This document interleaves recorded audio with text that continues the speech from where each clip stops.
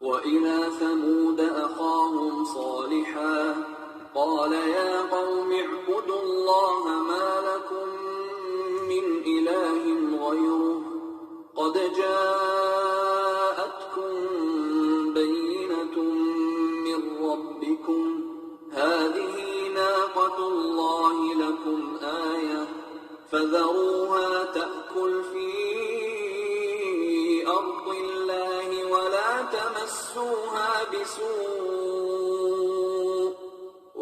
تمسوها بسوء فيأخذكم عذاب أليم واذكروا إذ جعلكم خلفاء من بعد عاد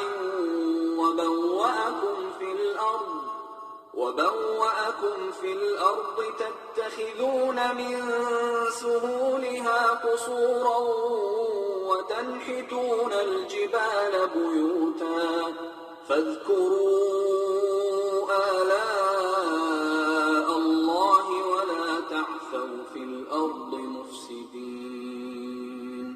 Aux Thamoud, nous avons envoyé leur frère, Salih. Ce dernier leur dit: Ô mon peuple, adorez Dieu, vous n'avez pas d'autre divinité en dehors de lui. Certes, une preuve claire vous est venue de la part de votre Seigneur. Voici la chamelle de Dieu, un signe pour vous. Laissez-la manger sur la terre de Dieu et ne lui faites aucun mal, sinon un châtiment douloureux vous saisira. Rappelez-vous quand il a fait succéder au Had et vous a installé sur la terre. Vous avez édifié des palais dans ces plaines et taillé des maisons dans ces montagnes. Alors, rappelez-vous tous les bienfaits de Dieu et ne semez pas la corruption en répandant le mal sur la terre. Assalamu alaikum wa rahmatullahi wa barakatuh. Que la paix soit sur vous ainsi que la miséricorde et la bénédiction. Un audio aujourd'hui sur la réalité catastrophique des banlieues et des quartiers en France. La situation est clairement catastrophique, il faut le dire. Dans les quartiers en France, c'est une catastrophe. Les faits divers, la délinquance, les mafias, le trafic de drogue, la délinquance, l'injustice, l'anarchie, le consumérisme, l'individualisme, l'orgueil, la cupidité. Bien évidemment, pas tout le monde. Parce que quand on parle des banlieues, les gens disent « Ah oui, mais il y a des gens. » Oui, bien évidemment. Mais ce qui ressort, et ceux qui font la loi, ce sont les caïds, les lascars, les mafieux, les racailles et les trafiquants. C'est la réalité. Trafiquants en tout genre, hein, d'armes, de drogue, de même de la prostitution, du proxénétisme, etc., avec bien évidemment la complaisance des politiques qui ne font rien. Hein. Les capitaines de BAC, de police le disent eux-mêmes qu'ils ont l'ordre des politiques de ne pas intervenir. Donc ça, c'est factuel. Maintenant, il faut comprendre l'histoire des banlieues. Qu'est-ce qui s'est passé? Parce qu'aujourd'hui, vous avez des pitres qui se lancent dans la farce électorale et qui vous disent « Oui, mais le problème des banlieues, de l'anarchie, c'est à cause de l'immigration. » C'est factuellement faux. Parce que les gens qui sont les jeunes voyous dans les banlieues sont quasiment tous nés en France. Donc ce ne sont pas des migrants, ce ne sont pas des immigrés. Donc déjà c'est factuellement faux de dire ça. C'est faux. Ensuite, il y a aussi l'époque. Il faut comprendre cette époque. On est dans une époque de fitna, dans une époque de trouble, de la fin des temps. Donc réduire justement, tous les problèmes et les maux MAUX de la France aux étrangers, aux migrants, c'est une impasse intellectuelle. C'est une impasse intellectuelle car on voit que c'est faux. Que justement ces jeunes de banlieue sont un concentré justement du modèle occidental, justement. Qui est, comme on dit l'expression sexe, drogue et rock'n'roll, elle serait plutôt sexe, drogue et rap. Parce que ce qui s'est passé, c'est que on a bien évidemment, ça c'est factuel, on a parqué les étrangers, les Africains, les Maghrébins, les gens de l'Europe de l'Est, etc., on les a tous parqués, boum, dans les banlieues. Ça, c'est factuel. Ça, c'est vrai. On les a mis dedans, etc. Bon. Après, chacun, et comme il a dit le prophète Mohammed sallallahu alayhi wa sallam, chaque berger est responsable de ses brebis. Et chacun est un berger et chacun est un berger dans sa demeure. Donc, les parents doivent s'occuper de l'éducation de leurs enfants. On peut pas tout attendre de l'État ou des gens ou de l'extérieur. Déjà, c'est qu'il y a une faillite de beaucoup de parents. Il y a une faillite énorme de beaucoup de parents sur l'éducation, etc., de leurs enfants. Donc, on a ce tableau. Donc, ils ont mis ils ont parqué les nouveaux arrivants, les migrants qui sont venus, qu'ils ont fait venir, hein, comme main d'œuvre pas chère, bon marché, etc. Ils les ont mis dans les quartiers.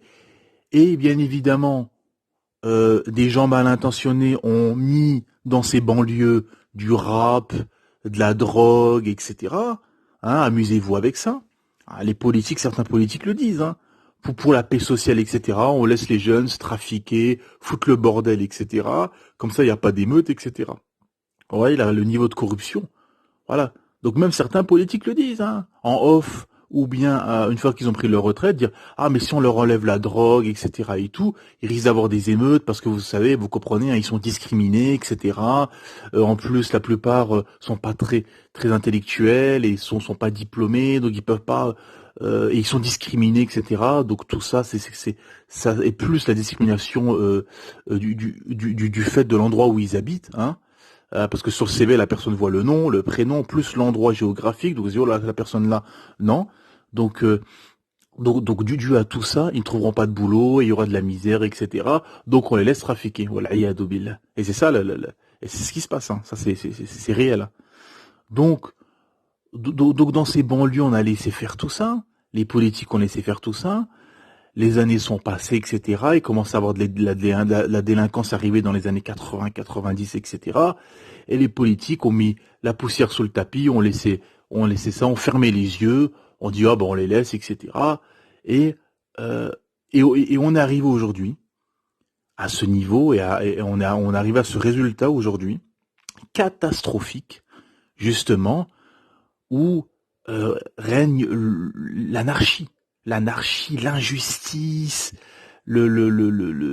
comment dire, la détérioration de la société, les mafias en tout genre, la loi de la jungle, chacun fait ce qu'il veut, l'orgueil, voilà les règlements de compte qu'il y a. Donc en fait, ils font leur loi.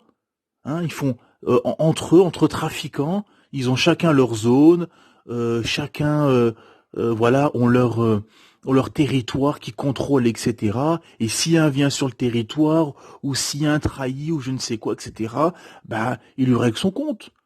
Il lui règle son compte, boum, des coups de feu, des coups de couteau, des voix, voilà, et je ne sais quoi. Donc c'est une catastrophe. Et nous, et bien évidemment, dans ces quartiers, la plupart sont pas musulmans, mais sont d'origine de pays musulmans. Et là, la nuance. Ce sont des Maghrébins, des Africains, des Turcs, etc. Bien sûr, ils disent Allah sur le Coran, etc. Tous les 3 secondes, ils disent des mots islamiques, ils jurent sur Allah subhanahu wa ta'ala, ils disent des mots à consonance islamique, mais ils sont loin de l'islam. Loin, très loin. Donc, voilà, elle est là qui est la réalité. Parce que, bien sûr, le français lambda, lui, qu'est-ce qu'il se dit? Il entend dire jurer sur Allah, dire des mots à consonance islamique, il voit qui s'appelle Rachid ou Mohammed et qui est dans la banlieue, etc. Il associe un musulman. Voilà, il distingue pas. Bien sûr, c'est de l'ignorance, etc. Mais voilà. Et malheureusement, en plus maintenant, parce que pendant toutes ces années, ça n'a pas dérangé les politiques. Ça n'a pas dérangé les politiques que les banlieues soient à feu et à sang, que soit l'anarchie et la loi de la jungle dans les banlieues. Ça ne les a pas dérangés. Maintenant que, alhamdoulilah, les mosquées poussent, les imams, il y a de plus en plus d'imams de prédicateurs, la da'wa se propage, les gens reviennent vers Allah subhanahu wa ta'ala, reviennent vers leur religion. beaucoup de jeunes qui sont nés ici et qui connaissaient rien à l'islam reviennent à leur religion. Il y a les convertis, bien évidemment, des Français de pure souche qui se convertissent à l'islam et tout, alhamdulillah.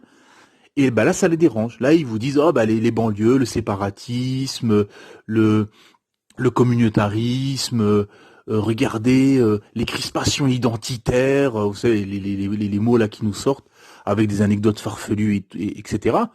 Donc, c'est de l'hypocrisie pure. Hein, c'est de l'hypocrisie pure. Là, ils s'intéressent aux banlieues parce que, ben, alhamdulillah, les gens reviennent au din. Voilà.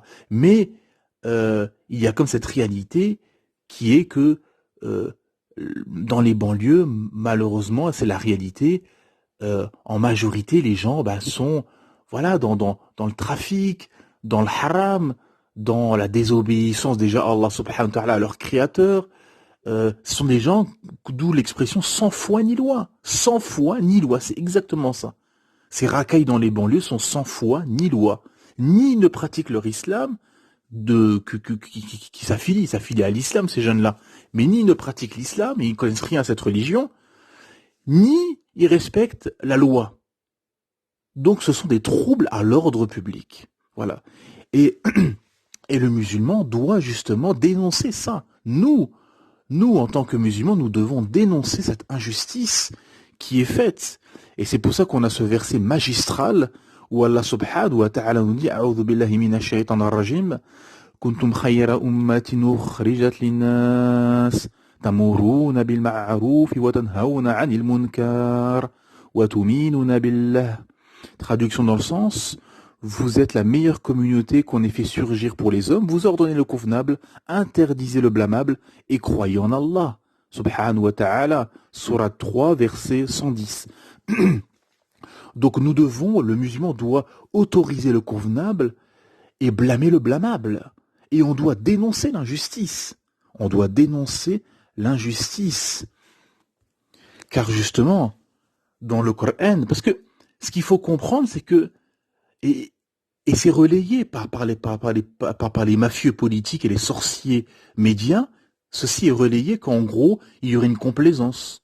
On a même entendu ce pitre de Zemmour dire « Oui, les imams sont complaisants et ils sont avec les trafiquants. » Wal'iyadhu billah. Comment on peut dire ça? Subhanallah, la hawla quwwata illa billah. Donc, et les politiques et les médias, justement, disent ceci, font relayer comme quoi il y aurait une complaisance, que les musulmans religieux qui seraient à la mosquée, qui pratiqueraient, qui seraient à la mosquée, laisseraient faire ça, fermeraient les yeux, diraient « Oh, c'est pas grave, etc. » Au contraire, nous condamnons fermement ceci. Et c'est de l'injustice.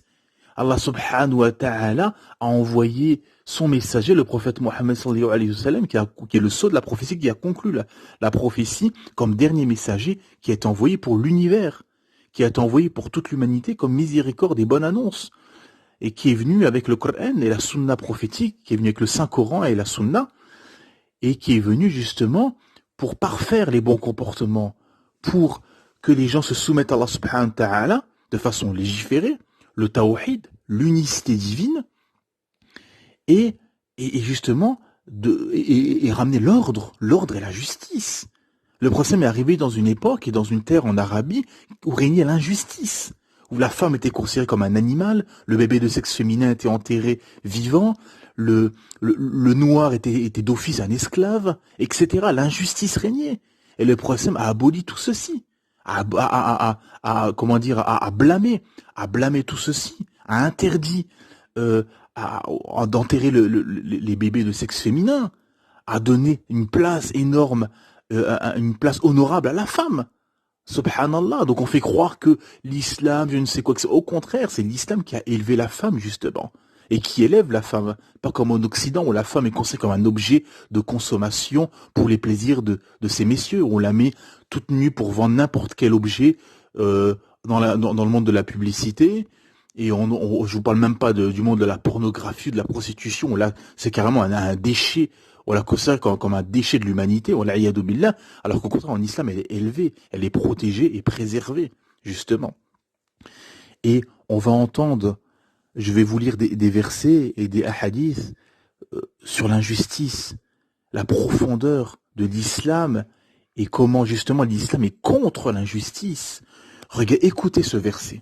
où Allah Ta'ala nous dit, ô les croyants, dans le sens, traduction dans le sens, ô les croyants, observez strictement la justice et soyez témoins, et soyez des témoins véridiques, comme Allah l'ordonne, fût-ce contre vous-même, contre vos pères et mères ou proches parents, qu'il s'agisse d'un riche ou d'un besogneux, Allah a priorité sur eux deux, et il est plus connaisseur de leurs intérêts que vous. Ne suivez donc pas les passions afin de ne pas dévier de la justice. Si vous portez un faux témoignage, ou si vous le refusez, sachez qu'Allah est parfaitement connaisseur de ce que vous faites. Subhanallah. Et donc la sourate 4, verset 135. Donc Allah Ta'ala nous dit, regardez, c'est incroyable ce verset, soyez des témoins véridiques, fût-ce contre vous-même, ou vos pères, vos mères et vos proches parents, subhanallah al-azim. Même si tes parents ont fait une injustice, il faut le dénoncer et il faut l'élever. On a un hadith magistral où des gens, où les Quraysh étaient venus voir le prophète sallam et avaient demandé, il y avait une femme de chez eux qui avait volé, et le prophète avait dit, leur avait demandé au prophète Mohammed sallallahu alayhi wa sallam de gracier cette femme. Et le prophète sallam leur a dit, même si Fatima radhiyallahu anha, donc qui était sa fille, aurait volé, je lui aurais coupé la main moi-même, subhanallah, parce que la peine légale pour le voleur est de couper la main. Bien sûr, il y a enquête, il y a tribunal, il y a règle, etc. Mais voilà, donc il faut couper le voleur. Allah Ta'ala nous dit au voleur et à la voleuse, coupez leur la main. Et le prophète leur dit. Donc ils ont voulu un peu, user justement de ça.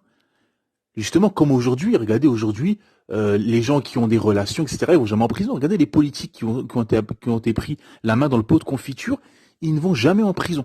On entend un tel, foulen, alen, etc., qui ont fait ci, qui ont détourné, qui ont menti, qui ont triché, qui ont fait ci, qui ont fait de l'exil fiscal, qui ont détourné de l'argent, qui ont fait du blanchiment, les conflits d'intérêts, blablabla.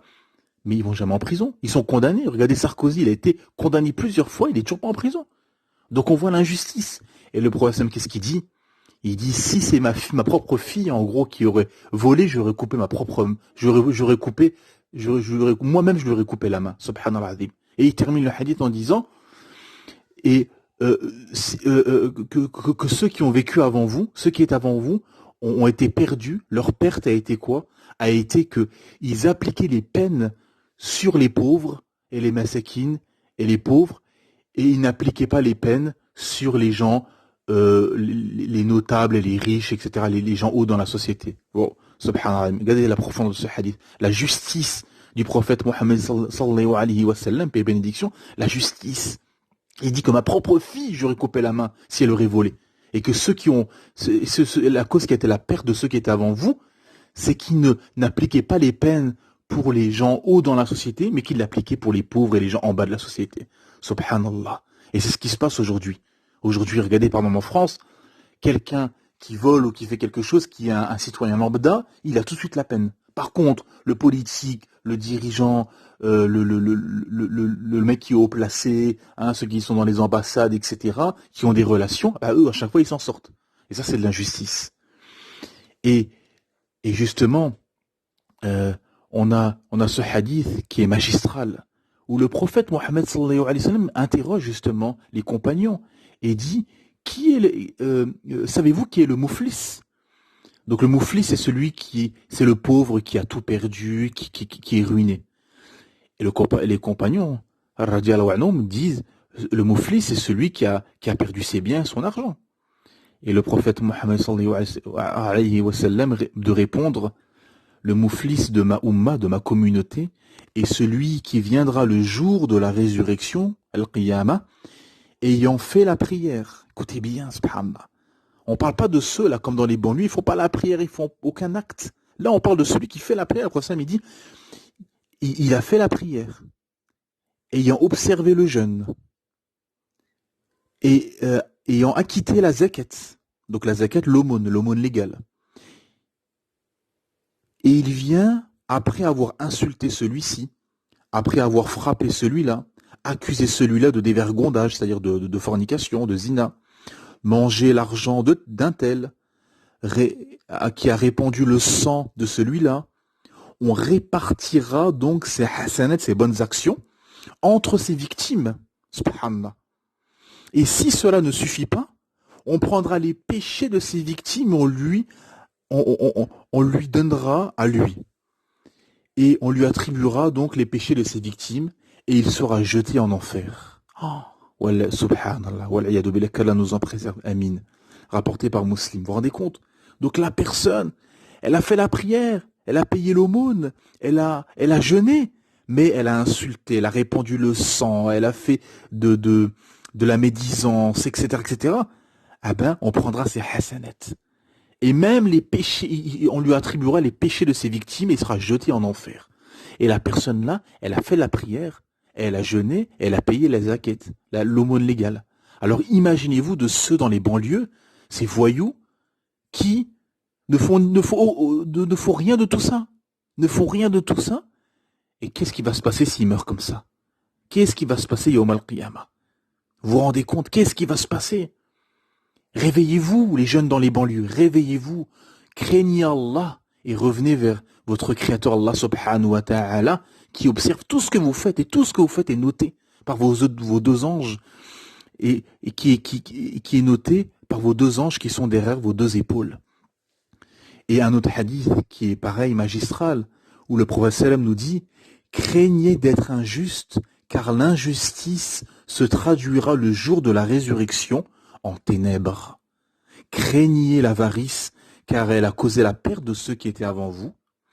Elle les a poussés, en effet, à faire couler leur sang et à se permettre ce qui leur était interdit. » Rapporté par Muslim. Subhanallah. Vous vous rendez compte? L'injustice sera ténèbre le jour du jugement. Et combien d'injustices on entend? Combien d'injustices on entend dans les banlieues? Combien d'injustices il se passe? Car ce qu'il faut comprendre aussi, c'est que il y a eu un compagnon, justement, qui a été envoyé au Yémen, et le prophète Mohammed sallallahu alayhi wa sallam lui a dit de craindre Allah subhanahu wa ta'ala. Mais je vous conterai ce hadith un peu plus tard. Ce que je voulais dire, c'était surtout que le prophète justement nous dit que de craindre justement la doua de l'opprimé. Subhanallah azim. La doua de l'opprimé, car le prophète nous dit, car entre la doua, l'invocation de l'opprimé et Allah subhanahu wa ta'ala, il n'y a pas de voile. Allahu Akbar. Et que même l'invocation du mécréant, de celui qui n'est pas musulman, l'invocation du non-musulman, et il n'y a pas de voile entre son invocation et Allah subhanahu wa ta'ala, car il a subi une injustice, même s'il n'est pas musulman, même s'il est dans la mécréance, et qu'il a subi une injustice, regardez la justice divine, subhanallah, il n'y a pas de voile entre son invocation, en tant qu'opprimé, et notre Créateur Allah subhanahu wa ta'ala. Et donc craignez Allah, craignez tous Allah, car ce que vous faites dans les banlieues, c'est une catastrophe, c'est une malédiction. Vous opprimez les gens, vous faites de l'injustice, et vous ramenez de la détestation, et la discrimination qui vient derrière.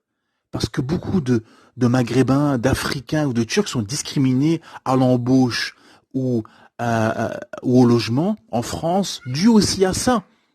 Dû aussi au fait que les gens ont une mauvaise image des Maghrébins et des Africains, dû à ça. Dû à l'injustice qui est faite dans les banlieues, justement.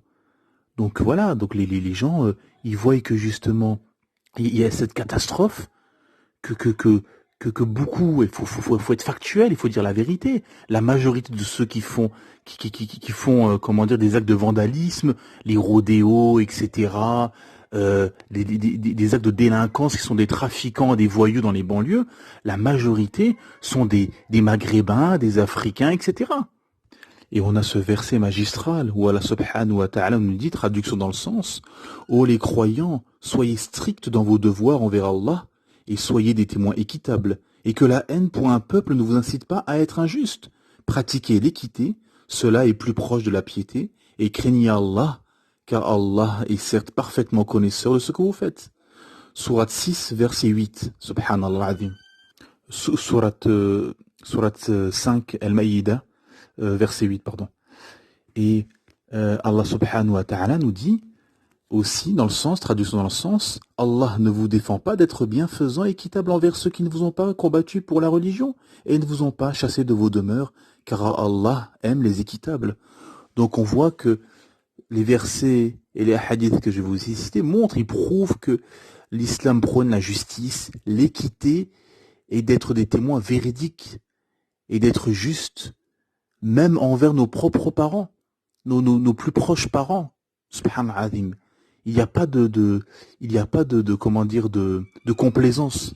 Il n'y a pas à avoir de complaisance pour un tel ou un tel. Le musulman doit être juste, droit et honnête. Et on a aussi ces choses qu'on entend parfois, parce que il y a forcément, quand vous vivez dans l'injustice, et comme j'ai dit juste avant, le hadith qui parle de l'invocation de celui qui a été opprimé, qui a subi une injustice, etc.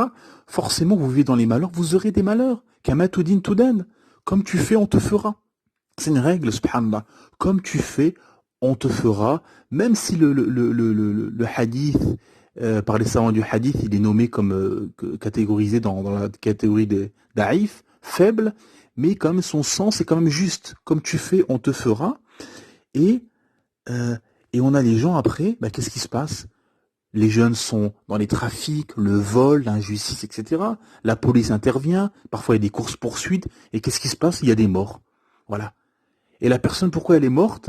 Elle était dans une course-poursuite, elle était dans un véhicule qui était volé, elle avait fait une injustice juste avant, etc. Donc forcément, comme tu fais, on te fera. Et comme tu as vécu, tu mouriras. Comme tu as vécu ta vie, tu mouriras. Subhanallah. Le prophète nous dit, chacun sera ressuscité dans l'état où il était au moment de sa mort. Donc si tu meurs dans une mauvaise position, c'est que t'es sans doute une personne dont tu n'as pas été agréé par Allah subhanahu wa ta'ala. C'est un signe. Allah wa alam, seul Allah sait. Mais voilà, la personne qui meurt, allez voir les histoires de laveurs de morts, ceux qui lavent les morts. Comment dans les temps où dans certains corps sont ramenés, les histoires qu'ils vous racontent, des gens qui sont morts drogués, remplis d'alcool ou en train de commettre une injustice, et d'autres, alhamdulillah, morts avec l'odo, avec les ablutions, à la mosquée, en train de faire la prière, etc. C'est pas la même chose quand même. C'est pas la même chose. C'est-à-dire qu'il y a une justice divine. Tu finiras comme tu as vécu. Subhanallah. Et après, les gens, ils vont manifester, il y a les émeutes dans les banlieues, justice pour Foulen, justice pour un tel. Mais est-ce qu'il était juste lui? Justice pour monsieur, justice pour un tel, justice pour Foulen. Mais est-ce qu'il était juste Foulen? Est-ce qu'il était juste? Attendez, mettez pause. Est-ce qu'il était juste? Ils vont manifester pour des gens, réclamer la justice pour des gens qui ont vécu dans l'injustice. Vous vous rendez compte, c'est un comble. Ce sont des jeunes qui ont vécu dans l'injustice, qui ont fait du mal, qui ont été des gens détestables et qui sont fait détester par tout le monde. Et ils finissent forcément, comme c'était des malheurs sur pattes, ils ont fini dans un malheur. Et après, les gens, ils viennent pleurer, râler, etc. Mon fils, etc. Oui, mais ton fils, il a vécu dans le malheur. Il était injuste. Subhanallah.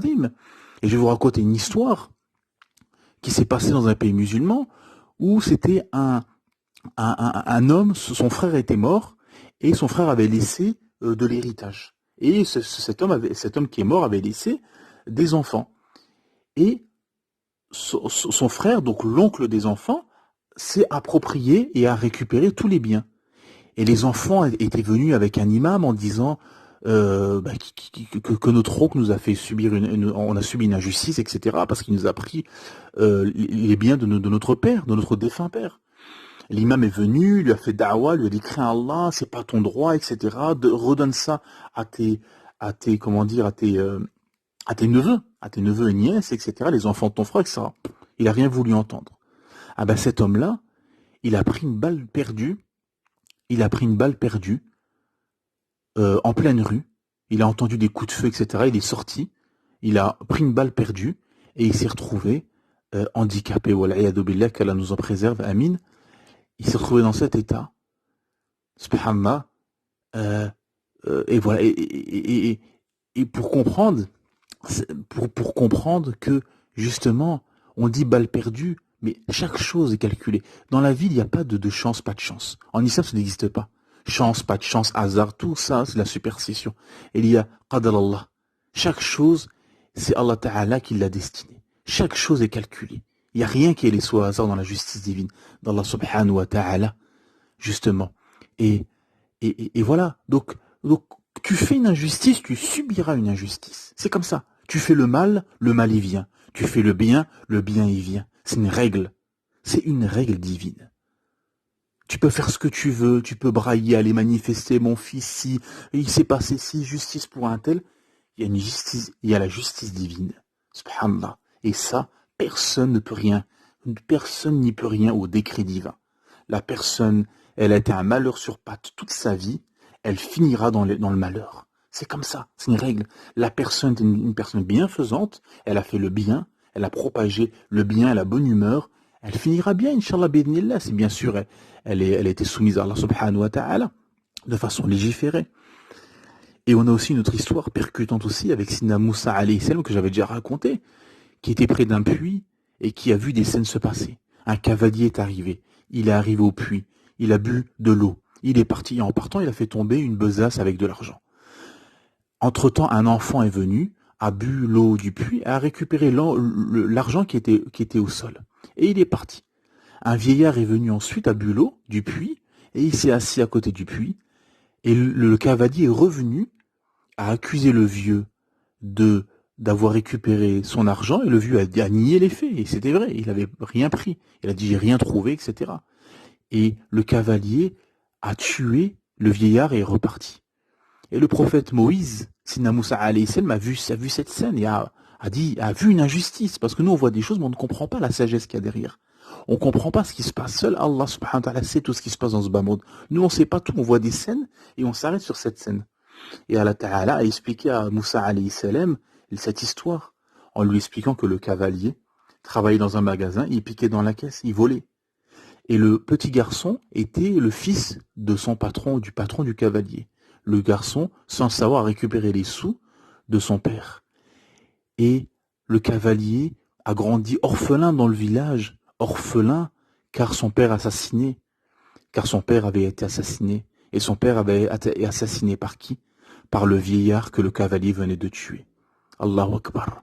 Allah Ta'ala remet tout en ordre. C'est la justice divine. Tu peux te défausser, dire, oh, pleurer sur les gens, oh, regarde celui ce qui lui est arrivé, regarde celui ce qui lui est arrivé. Mais qu'est-ce qu'il a fait? Qu'est-ce qu'il a fait dans sa vie? C'est ça qu'il faut analyser et comprendre. Elle est là, la profondeur. Et c'est ça qu'il faut savoir et comprendre, mes frères et sœurs, et vous qui n'êtes pas musulmans, c'est qu'il y a une justice. Allah subhanahu wa ta'ala, notre créateur, qui a révélé des 7 cieux, le Saint-Coran, le Coran et la Sunna prophétique, pour bien nous guider et pour qu'on ait des sociétés bienfaisantes, de justice sociale, d'équité, qui a été révélée pour l'humanité. Le Coran et la Sunna est la dernière législation et le dernier livre révélé céleste par Allah subhanahu wa ta'ala pour l'humanité. Et le prophète a été envoyé comme miséricorde pour l'humanité.